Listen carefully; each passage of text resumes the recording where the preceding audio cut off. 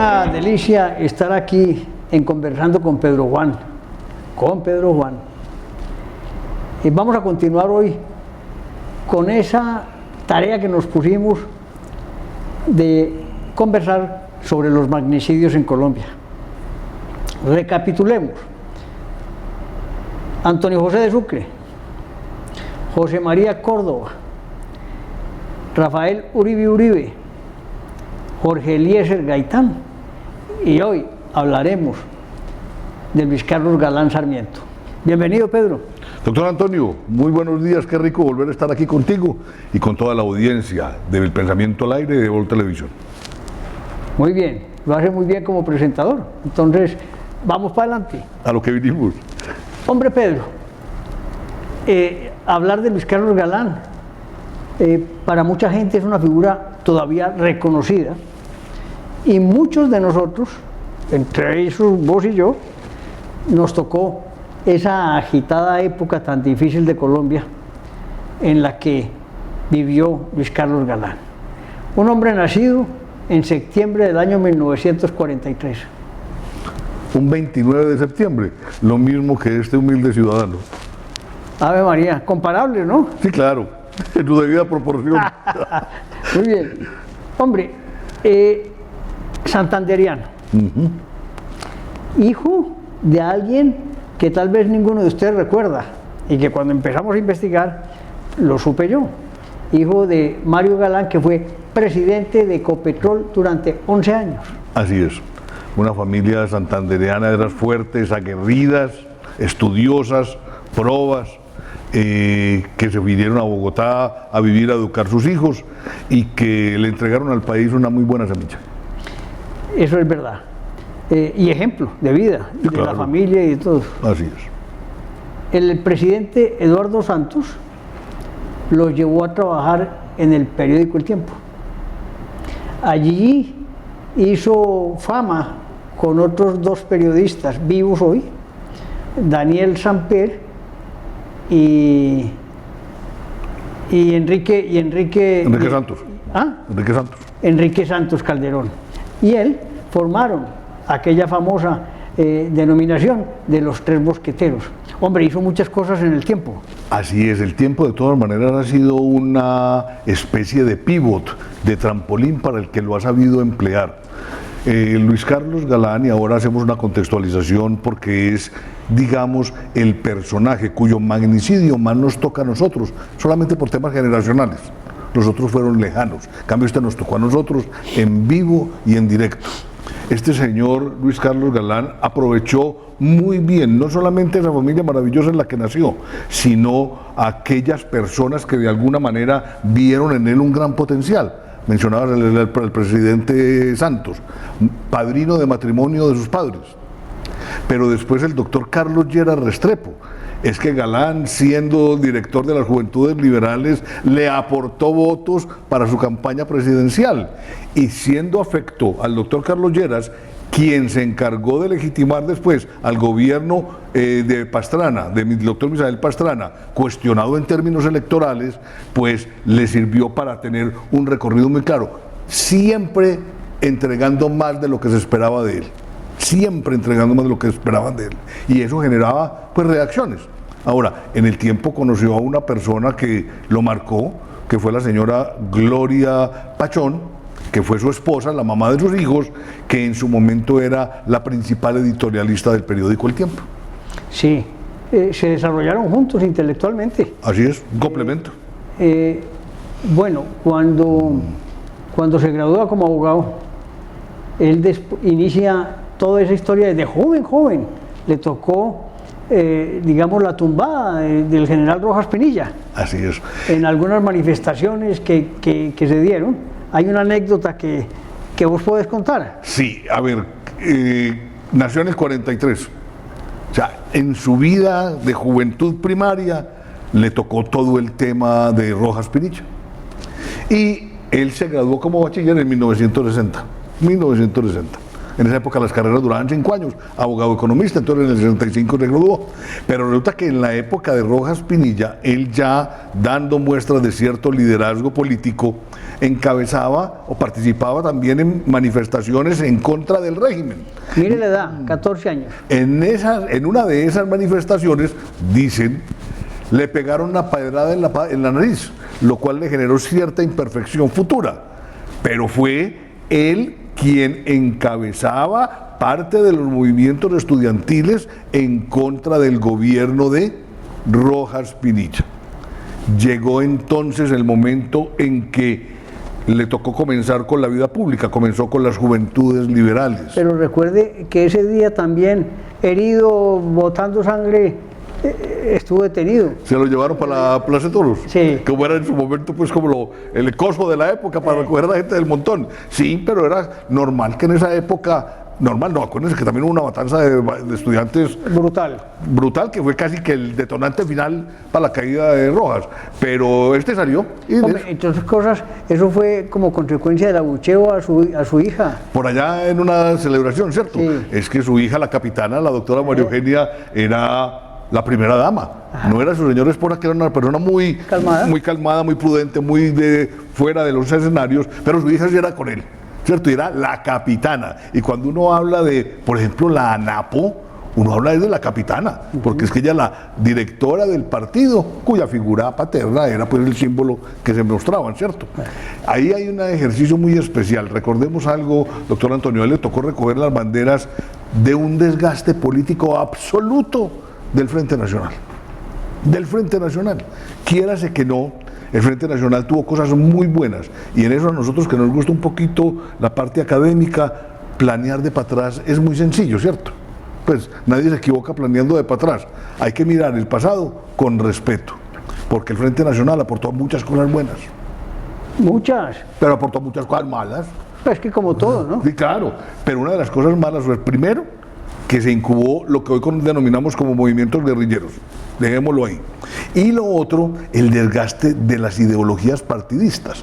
Porque es que cuando se hablaba de la representación y de que cada 4 años nos tocamos el uno y el otro, pues entonces el pobre pueblo miraba y decía, pero es que estos son los mismos con las mismas, y los unos están apoyando a lo otro. Hubo un momento culmen, que fue el último periodo de la presidencia, que en unas elecciones muy discutidas ganó el que fue presidente, Misael Pastrana Borrero. Y dicen los historiadores de un lado y de otro que hay 2 versiones. La primera, que le robaron las elecciones a Rojas Pinilla. Es que coincidió una cosita, hubo un apagón. ¿Sí? Y el Tiriguillo Noriega, que era el ministro de gobierno, sí, después dijo que ya había ganado Pastrana. Claro, muy coincidencial. Pero lo otro que sería más grave, insiste en una corriente, y lo digo con respeto, pero es que hay corrientes que hablan de eso, que Rojas Pinilla las vendió.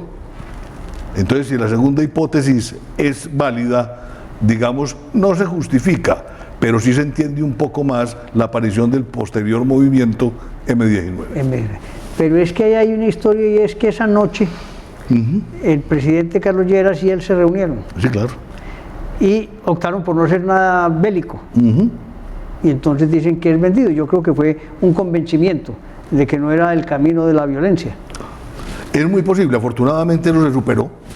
Sí. Como todo, hay consecuencias de largo plazo, lo que llaman en teoría de sistemas lo teleológico, la causa-efecto, pero de largo plazo. Y entonces, si la causa de esa conversada por la noche, la aparición del M19, costosita. Si es después los asesinatos de no sé quiénes, costosita. Si es después el desgaste y casi que aniquilamiento conceptual de los partidos tradicionales, ¿qué consecuencia? Ahora, ese aniquilamiento conceptual de los partidos es cierto. Pregúntele usted, y lo preguntaba yo en la cátedra en la universidad, una diferencia entre liberal y conservador, en mis cátedras de los 2000. Así es. Nadie sabe distinguir. Nada. Entonces, de pronto alguno más vivo, entonces dice, no, es que es el orden de la cinta que tiene el cóndor en el escudo, ¿cierto? Libertad y orden, ¿cuál es primero? No, las dos se requieren, no me dejemos de votar corriente. Claro. Como el huevo y la gallina, ¿no? Sí, no, por Dios, hombre, vamos a votar. Volvamos a Galán. Fue nombrado muy joven ministro de Educación por el presidente Pastrana. Con toda su confianza, y él siendo el primer ministro tan jovencito de la época, primero generó reacción, tanto era así que tuvo el primer paro, pero también hizo un montón de cosas, varias cosas, entre ellas, por ejemplo, el estatuto docente, en la terminología de hoy, por ejemplo, facilitar que los mayores de 25 años pudieran tener unos estudios básicos, el manejo de ciertos niveles de financiación de la universidad, entre otras curiosidades. Le rindió. Ahora, dentro de ese proceso, se casó, y el matrimonio tuvo como padrinos al presidente de la República y a su señora esposa, ¿cierto? Entonces, él de alguna manera sigue allanando el camino teniendo muy buenos padrinos, diciéndolo respetuosamente. Y nexos liberales y conservadores. ¡Claro! Pues, esto es una anécdota muy especial, con todo el respeto del mundo. Diego Restrepo. Diego Calle. Diego Calle Restrepo, gracias. Dicen algunos pues que uno de los más insignes gerentes de EPM era el contemplado de Carlos Lleras Restrepo y Misael Pastrana Borrero. Entonces uno, en esa época, con ese par de padrinos, y siendo inteligente y siendo comprometido y siendo afecto al servicio público como debe ser, pues obviamente le rindió. Y bienvenido sea. Y es una gran tarea. Ah, por Dios. Aprovechar, hombre, es que hay que aprovechar las condiciones que le dan. Es que las condiciones que uno tiene favorables en su momento histórico, claro, hay que aprovecharlas para darle servicio a los demás. Claro, para proyectarse, para potenciar, para hacer todo eso, ¿cierto? Entonces, hoy todo el mundo recuerda a Diego Calle. Todo el mundo. Y digamos, al interior de EPM es una figura preclara, pero es que eso es una estatua viviente todavía, viviente, y está por allá. Durante ese periodo, él tuvo que visitar varios países, representando a Colombia en varias delegaciones y en varias actividades. Regresó, montó y fundó un partido, que es el Nuevo Liberalismo. ¿A dónde lo montó? En Villa de Leyva dio su primer discurso. Así es, que Villa de Leyva es un escenario muy especial. Recuerda también, Antonio, que en Villa de Leyva fue el lanzamiento de la NAPO como partido. Exactamente. Entonces allá, es que es una plaza grandotota. No, pues, el que sea capaz de llenar esa plaza, fuera de los cantantes de hoy, es un diablo, ¿cierto? Sí. Y es muy arriesgado. Era allá. Es que uno repara en la mitad de esa plaza y dice cómo llenaban esta plaza. Y entonces era como un termómetro, ¿cierto? En esa época no era rating. Y es un pueblo pequeño. Pues claro, pero es que es un pueblo alrededor de una plaza. Alrededor de una plaza. Pero de una plazota, ¿cierto? Una cosa bella, pues. Bellísima, bellísima, bellísima. Montó su nuevo liberalismo como, comillas, una alternativa a algo que estaba empezando a vislumbrarse en el liberalismo. Una cosa que posteriormente peyorativamente le llamó clientelismo, que era una secuela del Frente Nacional. Ya no eran las ideas, ya eran los manejos de los pequeños poderes. Y los caciques. Y los benditos caciques, porque es que antes era paridad y representación. Entonces, primero los liberales, después los conservadores, después los liberales, después los conservadores. Eso sí, invento el número. Si hay 1000 cargos públicos, 500 para uno y 500 para otro, ¿cierto? Y detrás de las bambalinas había un señor con estilógrafo que decía, nombren a Antonio y nombren a Pedro Juan. Así es. ¿Cierto? Para no votar corriente. Eso desgastó. Pero pilas, en el liberalismo sucedió también una cosa, otra corriente por otro lado, un poco antes, el MRL de Alfonso López Miquel, ¿cierto? También como una reacción a lo que estaba pasando con el Partido Liberal. Es que lo mencionábamos cuando Rafael Uribe y Gaitán, es el partido de todos, ¿cierto? Porque conceptualmente cabe, independientemente que aquí defendamos una postura u otra, no es pero para eso. El liberalismo genera siempre divisiones, yo no sé por qué. Por eso, porque todo el mundo cabe. Y todo el mundo interpreta, y no hay ortodoxia, y no hay mandatos, ni hay corolarios, ni hay postulados, ¿cierto? Sí, todo el mundo va y hace parte, y después se une, todos. Gaitán se fue, Galán se fue, y después volvió. Sí. Ahora, pasa una cosa que a nosotros se nos olvida. El decenio de los 60, fue el escenario del origen del narcotráfico, alrededor de un producto que llamaba marihuana. Los 60 marihuana, los 70 coca, los 80 chis, los 90 amapola, siga con todas las pepas hasta lo que estamos hoy. ¿Cierto? Siempre narcotráfico. Siempre narcotráfico. Pero en esa época, no sé si también recuerdas una... Y el contrabando, ¿no? Claro, toda la vida. Pero un libro que se llevó a telenovela que se llamaba La Mala Hierba. Sí. ¿Cierto? Sí, La Mala Hierba, donde el personaje era el cacique Miranda, por allá en La Guajira, dueño de las plantaciones de la marihuana, y su hijo era el heredero, ¿cierto? Entonces, en el que él depositaba todas sus complacencias. Entonces ahí se armaron un montón de mitos y cosas, pero no se nos puede olvidar que desde el 60 estamos metidos en esta cosa, hombre. Y acuérdense que hay canciones sobre eso, Sí, ¿no? claro, Sobre por el Dios y por la contrabando. Virgen. Entonces, a este hombre le tocó manzanillismo o clientelismo, como le quiera decir. Lo otro, la aparición del narcotráfico, que fue evolucionando rápidamente y fue permeando la sociedad. Fuimos una sociedad muy permeable en todos los aspectos. Y lo económico empezó a torcer la forma en que nosotros manejábamos el país. Y él criticó eso. Y se fue de frente y fue su bandera. Ahora, en ese momento, por ese contexto, el doctor Carlos Lleras Restrepo lo nombra miembro activo de la Sociedad Económica Amigos del País. Posteriormente, el doctor Carlos Lleras funda una revista que lamentablemente se acabó, que se llamaba Nueva Frontera. Extraordinaria revista. Nueva Frontera, y él era parte de Nueva Frontera a nivel Fue directivo. subdirector o codirector. Codirector. Con el presidente Carlos Lleras. Claro, y escribían y de todo, y ahí él empezaba a hablar en andanadas duras de que o acabamos con el narcotráfico o el narcotráfico acaba con nosotros. Pero ese era de frente su postulado. Y desde ese momento la gente comenzaba a percibir que en ciertos horizontes del narcotráfico y de la política local se le veía como un peligro. Hombre, ahí surge la figura también de Pablo Escobar, Ah, sí, claro. surge la figura de Rodríguez Gacha, Sí, de Carlos Leder y una serie de personajes siniestros para Colombia, tal cual. que aún hoy, en el año 2026, hay consecuencias sobre ello. De ese tamaño. Para el periodo 82 se presentó como candidato al Congreso y quedó. En el 86 participó en la campaña electoral, pero no quiso después para no afectar al Partido Liberal. Y fue expulsado. Claro.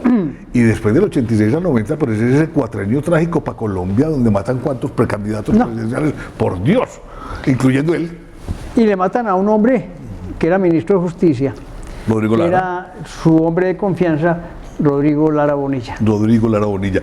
Él tenía como dos incondicionales, fuera de sus hermanos, pues que en términos de fraternos, pues cómo no querer uno a su hermano. Uno era el señor Valdivieso, Alfonso Valdivieso. Que era su primo. Su primo, que después fue que fiscal. después fue fiscal, sí señor. Y Rodrigo Lara. Y Rodrigo Lara. Y Rodrigo Lara. Y fue padre y le mataron a Rodrigo Lara y su movimiento quedó como más o menos... tenía pues también sus seguidores muy importantes y toda la cosa, pero ese le llegó al alma, ¿cierto? Y estaba el presidente Betancur entonces en que, fue padre, necesitamos un argumento para empezar a extraditar. Ese fue, empezó la guerra contra esto, ¿cierto? Y dentro de la guerra, pues él fue uno de los grandes objetivos militares. ¿Era Barco o era Belisario? A Barco le tocó la negociación, pero siendo ministro de Justicia de Belisario, fue asesinado Lara Bonilla. Hombre, uno todavía pasa por esa avenida y recuerda esa noche Arriaga. Es triste. Entre otras cosas, Pedro, hay que hablar de dos cosas que no se nos pueden olvidar en Colombia para que la gente nos mantenga. Los ejecutores de los asesinatos, ¿qué pasó con ellos? ¿Dónde están? ¿Y qué hacen hoy? Si están vivos. Y un tema que me angustia es el de los soldados que estuvieron secuestrados en Colombia. ¿Qué hay de ellos, de sus familias, de sus esposas y qué estamos haciendo por ellos? Son dos temas que tenemos pendientes. Lo tenemos que tocar porque de todas maneras es un problema que tenemos entre manos. Los colombianos somos todos íntegros. Ahora los soldados son los hijos de la patria más queridos porque es gente usualmente humilde. Recordemos que Pedro y yo somos capitanes de la Reserva del Ejército de Colombia. A mucho no. A mucho honor. A mucho honor, a mucho honor. Entonces ese tema sí lo tenemos que trabajar porque eso no puede caer en el olvido ni en el orgullo. Pues por allá. Volvamos entonces a Galán. Listo. Galán entonces en su campaña, en plena campaña, nombra como director de campaña a una persona que hoy es muy importante, al doctor César Gaviria. César Gaviria. Y en las encuestas de la época, con las metodologías de la época, las herramientas de la época, antes de las encuestas, como está sucediendo ahora, él tenía el 62%. Sí. Entonces, casi que había una cierta unanimidad y cierto tufillo de triunfalismo, que eso ha sido un pecado de las élites políticas en Colombia y les ha sabido a cacho. Cacho quemado. Cacho quemado, por Dios. Uno no gana y no cuando gana. Como decía aquel gran filósofo Edgar Perea, el narrador de fútbol, los partidos se acaban cuando acaban. Cuando acaban. Antes no, en el último milisegundo, gol. Entonces, nada. Ahora en la campaña electoral, ahora triunfalismo por un lado, por el otro. Sale una. A mí me parece muy charro, doctor Antonio, de nosotros que hablamos tanta carreta por lado y lado. Hay dos carátulas de la revista Semana que han revolcado esto. Una cuando aparecía Cepeda goleando. Y la otra cuando aparecía ya el señor de la Espriella adelante, ¿cierto? Entonces, aquí vivimos la punta de titulares, ¿cierto? A punta de titulares. ¿Qué de verdad hay detrás? ¿Los muestreos son buenos, son regulares o son malos? Ahora hay, en términos técnicos y a nivel mundial, una seria discusión acerca del tamaño muestral de las encuestas. La incidencia real que tengan ellas. Porque es que en esa discusión, en China, voy a poner un país lejano, en China hay 1.500 millones de personas, estoy redondeando un poquito por encima, ¿cierto? Entonces hacen una encuesta con 50.000. ¿Qué es 50.000 de 1.500 millones? Nada.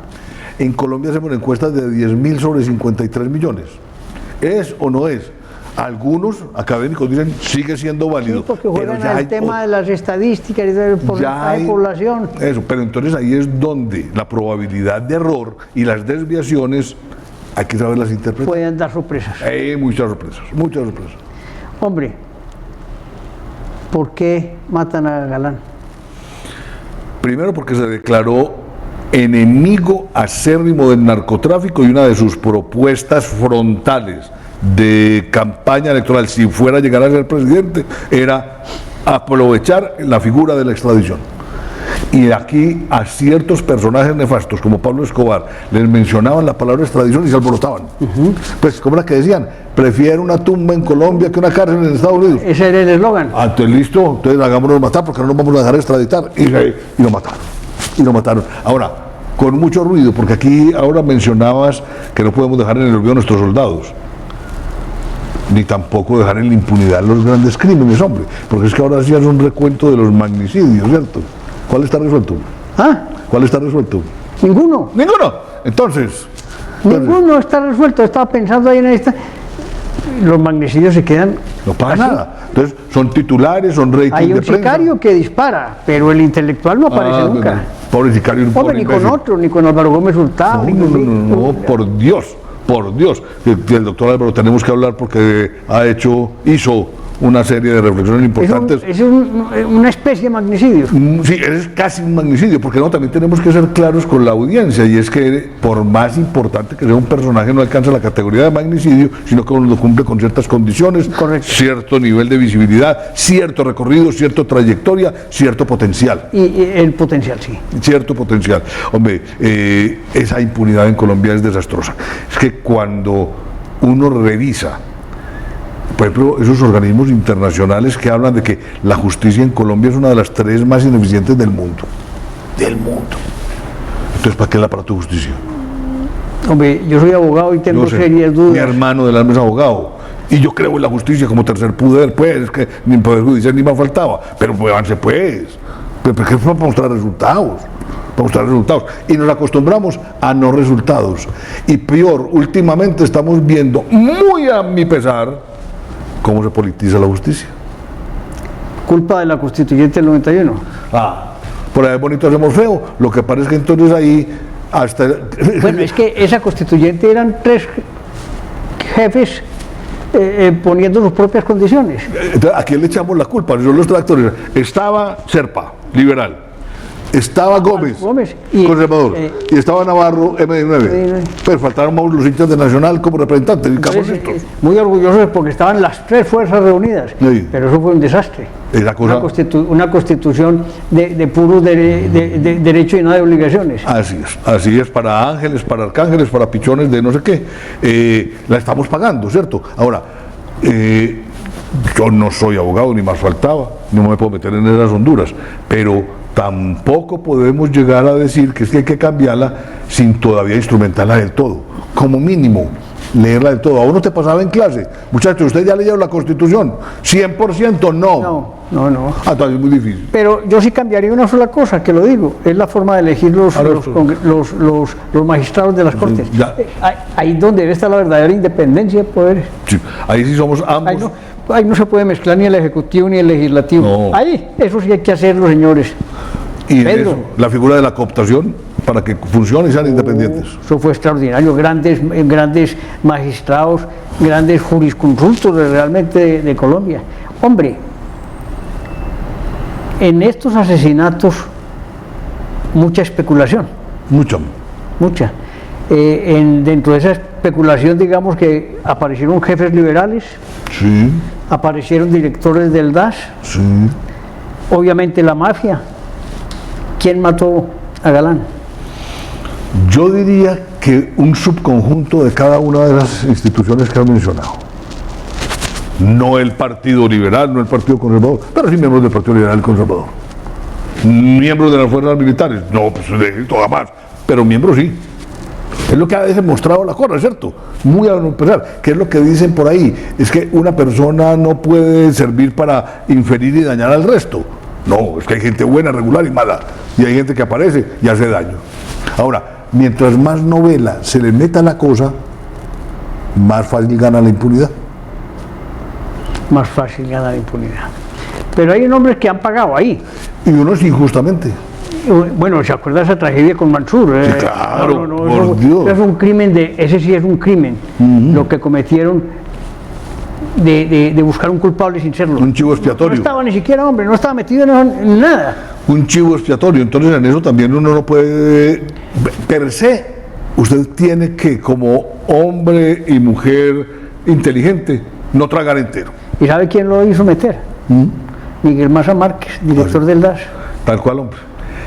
Hombre, hay gente que ocupa un cargo temporalmente y se cree mi Dios y que llegó al Olimpo, ¿cierto? Es Zeus. Lo voy a poner en la categoría de Zeus, ¿cierto? Y salen del cargo y o terminan enredadísimos o en el más completo anonimato. Y todos cuando salen o quieren ser presidentes o quieren ser gobernador. Lo hemos dicho aquí, ¿cierto? Es que no por ocupar un cargo, por importante que sea, uno queda preparado para aspirar a las más grandes dimensiones, pues, de los poderes públicos. ¿No? Y quedan imbuidos de Dios. Claro, y mientras están en el cargo, pues levitan. Y su palabra es ley. Y pa' peor, todo el mundo genuflexo. ¿Ah, sí? Ah, no, yo con eso sí no como, ¿cierto? Yo eso sí no como. No. Yo tenía un profesor, voy a decir una cosa que es muy horrible, hombre, doctor Antonio, lo voy a decir en cámaras, pero es que mi profesor era muy sabio. Vea, mijo, no crea en que nadie es más importante que usted y es representante de Dios en la tierra, con el respeto del sumo sacerdote. Cuando usted vea que hay una persona muy importante, de las que no se deja ni mirar a los ojos, acuérdese que hace pipí y popó. Es un humano como usted. Nadie tiene por qué, en teoría, creerse lo que no es. La misma manito, los mismos dedos, todo igualito. Pongamos como va.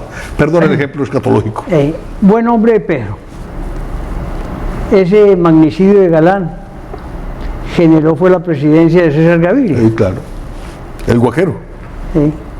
O sea que él estaba no estaba en el lugar equivocado. No estaba en el lugar equivocado, fue muy simbólica la escena en que el hijo mayor de Galán le dijo a Gaviria en pleno sepelio allá en el cementerio universal: coja usted la bandera de mi padre y un movimiento, no sé qué. La recogió, lo hizo bien, digamos que él solo no hubiera ganado, fue la imagen del sacrificado la que lo puso ahí. Él supo manejar eso con cierta prudencia, creo yo, pero él tenía como un compromiso con su líder político y era sacar adelante una constituyente. Entonces él hizo el mandado. Eso no fue iniciativa de él, eso era iniciativa de Luis Carlos Galán. ¿Cierto? ¿Quién sabe qué saldrá? ¿Quién sabe qué saldrá? Bueno, el país cambió con la muerte de Galán. ¿O perdió una posibilidad con la muerte de Galán? Yo diría que perdió una posibilidad porque el país viene en decadencia. Para mí, y no soy negativista, simplemente soy analista objetivo. El país viene de para atrás. Sus costumbres, la moral, el respeto por la ley y la legitimidad están todos cuestionados. Ahora bien, ¿qué estamos haciendo para reconstruir eso? Porque es que criticar es muy fácil. Pues yo veo estas campañitas de ahora, doctor Antonio, por Dios, hombre, Campañitas de pipiripao para el Congreso de la República, que es un órgano muy importante. Hombre, no hay un programa, yo no conozco a ninguno de los congresistas que hable claro. No, nada, por Dios, hombre. Te contaba fuera de cámaras que yo corro en estos días de ocioso, porque yo soy muy ocioso.